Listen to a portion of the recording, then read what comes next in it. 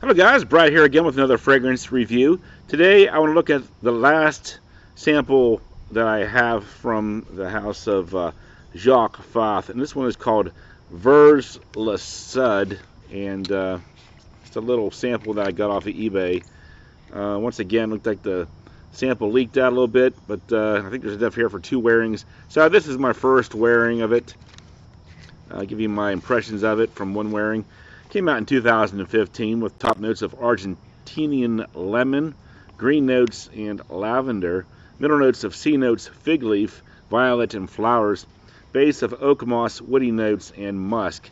So there's a lot of different notes in this one, and I wasn't really sure what I would pick up on it before I smelled it. I get the impression that it was supposed to be focused around the scent of fig, and I do get that, fig.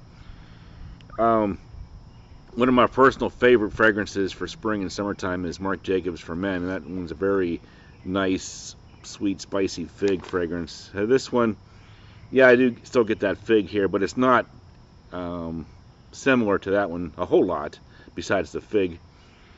This one, I also get flowers. If I had to guess, I'm going to say like mimosa, which I believe is like a honeyed yellow floral note. I've smelled mimosa before, and I think that's what this smelled like. So I'm going to say like a mimosa floral fig. Maybe a little lemon in there as well, like a lemony fig. So yeah, it's okay. I'm going to say because of that floral note, it does smell a bit more feminine to my nose than Marc Jacobs for Men did. So I think I'll stick with Marc Jacobs. This one, I think, might be a good female counterpart to Marc Jacobs for Men. I'm not sure if they made a women's version of Marc Jacobs for Men that had a fig note in it or not, but this one kind of reminds me of what a feminine version of Marc Jacobs for Men might smell like. So, if you like Marc Jacobs for Men, fig fragrances, was a Flossicos, I think, was one that had like a lot of fig in it from Boutique. So fig, but with a lot of floral in there as well.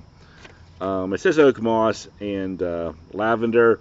To me, it doesn't really have that old school powerhouse smell to it that you would associate with lavender and oak moss. Mostly fig and some white, some yellow florals in there. Yeah, that's pretty much it. Lemon, fig, yellow florals. So yeah, that's my thoughts on this one. The smell, I'm gonna give a 6 out of 10. I thought it was a little bit too feminine for my taste. It's unisex, but certainly, to my nose, a little bit on the feminine side of unisex. Some people might argue, maybe because of that oak moss and lavender, they might say, well, it's more on the masculine side of unisex. So depending on what you're picking up on, the flowers or the oak moss and the lavender, but I pick up more on that yellow mimosa type floral. Projection longevity, not too bad. I'll say 4 to 6 hours, 7 out of 10.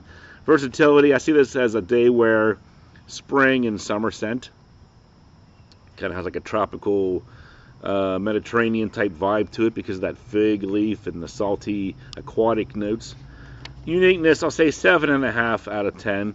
A little bit different from what I've smelled before because of the way it combines yellow flowers with fig, aquatic notes, lemon.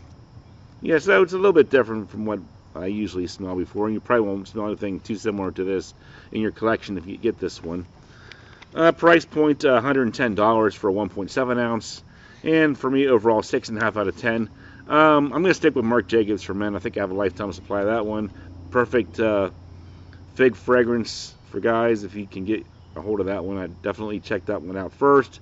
But if you want something a little bit more floral, unisex, with a figgy type smell to it, definitely check out Vers Le Sud from Jacques Fath. Thanks for watching, and I'll talk to you guys later.